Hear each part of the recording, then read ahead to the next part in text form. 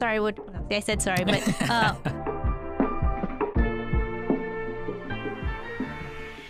What's up, guys, and welcome back to the Anime Aesthetic channel. hi everyone. Good been to a see while. you. Yeah. But yeah, we have an entirely new season of anime, and both of us are super excited for it. Yeah, new season. I can't wait. Yeah, I mean, there's a bunch of good series that are starting this season. The top ones that we're probably looking forward to the most are Slime Diaries, My Hero Academia, obviously. We're also watching Moriarty. Yeah, Moriarty. Yeah, and also To Your Eternity. Ooh, yes. And then we'll be talking about that series a little bit more in a separate video that you guys will see later. Yeah, coming soon. All right, so in today's video, we're going to be talking about Tokyo Revengers, Season 1, Episode 1, and Episode 2. Yeah, so we're going to combine these two. Yeah, we kind of missed an episode last week, so we wanted to give you a Episode 1 and 2 kind of like special. So we have another time travel anime. I chose this anime, or it was one of my top picks for this season, and I wanted to cover it because I love time travel stories. And this whole premise kind of reminds me of Erased. Erased. Yeah, totally. Yeah, I Erased. know a lot of people are making similar comparisons as well. I personally loved Erased. I know a lot of people kind of have a problem with the ending, but me overall, I highly recommend it if you guys haven't seen it yet. It's also a story about a guy who has the ability to kind of time travel back into his own body and then kind of change events for the future to also try to save another individual. Exactly. And it has an absolute banger of an intro with the Asian Kung Fu Generation covering it. Yeah, Asian Kung Fu Generation. Oh, so One nostalgic. of my all-time favorite J-rock bands, for sure. Yeah. And I just want to say, I mean, initially, you know, like we did think that it was like Erased, but I think like one of the biggest nuances for this anime is that when he time travels, there's a secret. There's a secret that someone knows. I don't think anyone knew, because you know, like when you're time traveling, the number one rule is always don't tell anyone you're a time traveler because you're gonna mess up everything. But you know, I imagine like if you're trying to save someone's life, you're gonna affect time. Yeah. You're gonna affect it. So I'm so glad that he told Naoto that he's a time traveler. Yeah, this can you imagine that? totally switches it up. Switches up the formula. I love that. Yeah, it's like it's not only one person, because like, you know, it's always like down to the one person to save them in the in the past, but now it's like two people, and I don't know, it's cool because he told him in the past, and as a kid he was like, I believe you. And he actually stuck with it. Yes, he actually believed he became a him. cop, and he was like trying his hardest to save her. I mean, lo and behold, like he doesn't save her, but he is alive, and in therefore saving Takamichi. And so like, yeah, I don't know. This is all very interesting, and I just feel like there's a new twist that makes it all feel fresh. Yeah, absolutely. And then I just want to quickly talk about Takamichi's character and how he's always kind of apologizing to everybody. And then like it's a great starting point for his character, and I want to see kind of how he develops from that person that's constantly apologizing to everybody to I hope he'll be kind of like a badass. And then I honestly can relate to this a little bit. Like I used to work in a Japanese restaurant, and it's really common for Japanese people kind of to just always apologize. And then that kind of got instilled in me, and I kind of had this problem myself. I always find myself like kind of apologizing for no reason, kind of just saying sorry. And I think it just kind of got ingrained in me. Yeah. I mean, like it feels almost like that default thing that you're like talking about. Like you say sorry, but I feel the same way too, because I always kind of do that. But then I've kind of learned to like try to like exchange words. So like literally in Japanese, when you say sumimasen, it also could mean excuse me. So like instead of saying sorry, you could just say, oh, excuse me, or what? Sorry, what? I said sorry, but what did you say? You know, stuff like that. It's hard when you're used to saying.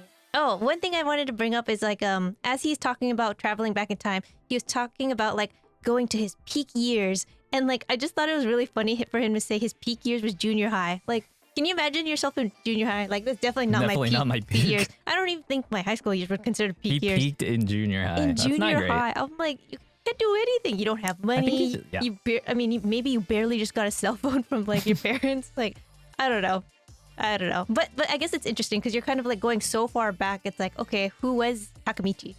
And then I want to talk about this whole first scene where he gets kind of shoved in front of the train. This scene really reminded me of the main character of Saga of Tanya.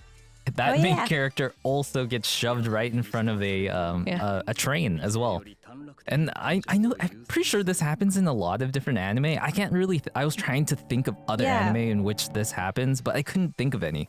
So I want to shoot this question out to you guys. If you guys can think of any other anime where the main character gets pushed in front of a train, please comment down below. Yeah, like we're really trying to think of it. And I just like, I know there's more. I know we've seen more. It's just we couldn't think of it. But instead of getting isekai'd, we have Takamichi doing some time travel instead. And yeah, honestly, I love both ideas. That'd be funny if he got if they did a what if and he got isekai'd instead. I don't even know where it would go from there. I'm okay with the time traveling. Yeah. And then this begs the question, who pushes Takamichi? Ooh, yeah, it really does. Because, you know, when you first see this, you're like, I guess someone wants to murder Takamichi. But if this is it actually a murder, or is it somebody that knows about his time traveling ability? Can you imagine if someone found out that, like, you're the key to, like, change something? So they'll obviously, like, try to change your life in any way. So whoever this is takes the back of his head and just shoves it into the train.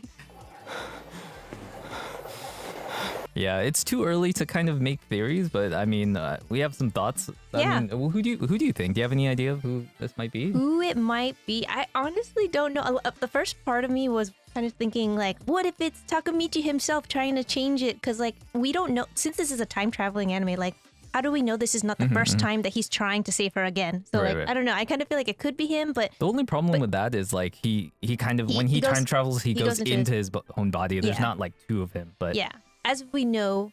Now. Yeah. But yeah, I don't know. It's a stretch, but I don't know who it could be because like it can't be Naota. It can't be. because he would have been dead he at would that have been point. dead. Yeah. And So- maybe it's a character we don't know yet, Yeah. So. or it could be.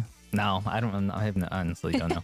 No, I see. I feel like that's what the reason why. Like, I'm really interested in seeing the new episodes now because I'm like, how is this all gonna work? I don't know who is it and whose timelines are they affecting. And then one thing I want to quickly mention is I love in the fast food scene where he only orders a small fry because he's so poor. Yeah. I mean, when I was his age, when I was in middle school, me and my friends, we used to order a large fries and then just share it amongst like three or four people. Like during this time in your life, you just don't have any money, and I totally can relate. Yeah. No. I totally agree. I mean, there's a point where he like reaches in his pocket and all he has is 500 yen, which is basically $5, and his flip phone, which which isn't that much. So very nostalgic of being poor and young. And then I want to talk about the bottle scene. Oh, yeah. This switch kind of just flips in Takamichi's head, and he ends up like threatening the lives of these young kids right here. Yeah, I thought this was so crazy because like for him, his whole time during this explaining of him, he's like this meek character. I feel like he would, if he told me he was a punk in like junior high, I'd be like, no, you're not. And you would never do that. But like he flips, and I think like, I don't know, maybe you have some anger issues, like to go, Psh, I'll kill you. Like, wow. I mean, I've been As a middle schooler. as a middle schooler. Yeah. I'd be like, some therapy needed. Yeah. I thought the scene was pretty badass until I saw on the Discord server, the people were comparing the manga versus this scene, and then I want to show it real quick right here. It looks so much more badass in the manga, I do have to admit. But, Yeah, the details for sure. Yeah, especially the eyes, I think. But one thing I want to talk about is like he jumps back into his future body after him and Naoto shake hands. And then I did not see this coming. I thought it was going to be more of like an erase thing where it was going to be more of a permanent thing or at least for a longer stretch. He literally only goes like 6 hours in his past self, and then he gets teleported or transferred back into his future self. Yeah. And at this point too, I'm like, so how is this time travel going to work here? Like, is he has to like almost die, or he has to touch we had someone so many specific? questions at this point too. Yeah. During episode 1, I'm like, how is this work? Yeah. And then I guess we find out in the second episode. Yeah. I think that's where we're going to move next. Yeah. So episode 2. Episode 2. Resist. Yeah, we get hard confirmation, or at least semi-hard, confirmation of how this ability is being activated. Apparently, it activates upon Naoto and Takamichi having a handshake. Yeah. I wonder if it's like the actual handshake, or is this like the confirmation of like, hey, we're going to be doing this and we're going to change the future. Like, choo!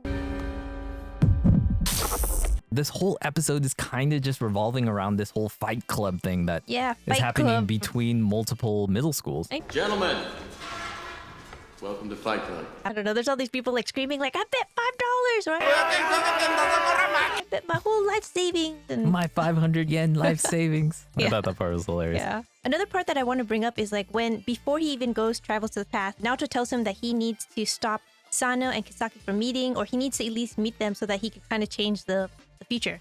And then it's crazy how he brought that up to Kiyomasa. Kiyomasa. And then The adult with this. Yeah, the Not adult. but He's the junior leader, the sorry. leader, yeah, the leader with the scar on the eyebrow, and then like he just gets that like vein that pops out, and he just beats him with a bat. Yeah. And I was like, what is up with that? Like he didn't even say Kisaki's name. It was just because he said Sano's name. Yeah, why So- specifically Sano? Yeah, they got some beef. Beef. It's what's for dinner.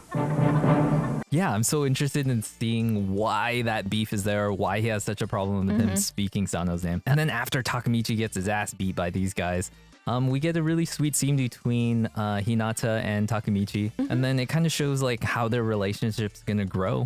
Right now, they're just barely boyfriend and girlfriend. Yeah, But it seems like barely. Like he calls her Hina, and then they both blush because it's like, oh my gosh, he gave me a nickname. And I don't know, it's really sweet. It's really, Yeah. really sweet. And I like it so far because you could just see how they're building, and I don't know, maybe they'll do a handshake and something will happen. Ooh. And then it kind of moves on to the fight club for the next day, and Takuya is the one who's up this time. And then we see Takamichi being a freaking beast over here, challenging Kiyomasa. タイマン買ってくれよ In a king versus kind of slave challenge here. Yeah, I was not expecting him to do this, but I have to say, like, even in this one episode, the next episode, second episode, he's already changing so much of himself. Like he's fighting for his girlfriend, he's fighting to protect his friends. Like he's changing so much already, and I really want to see him develop because like he's really come from the bottom. Started from the bottom, now we're here.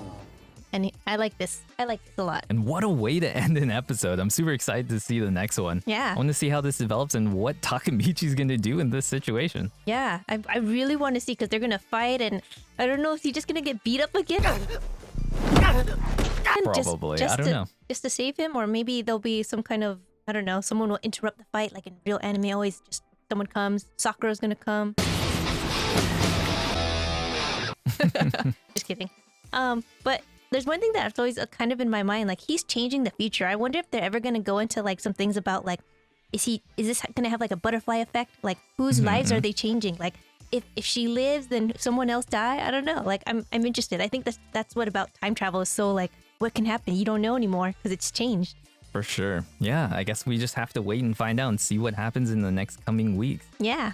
Yeah, if I'm overall I really enjoyed what we had so far for this series. I'm excited to see more.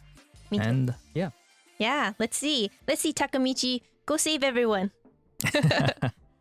And on that bombshell, boys and girls, I think that's gonna end this episode. If you guys like this episode, please consider dropping a like, maybe having a comment down below, and yeah, consider subscribing. Yeah, we'd appreciate it. Yeah, we really would. Thank you so much, guys. Thank you. See you next time. Bye. Later.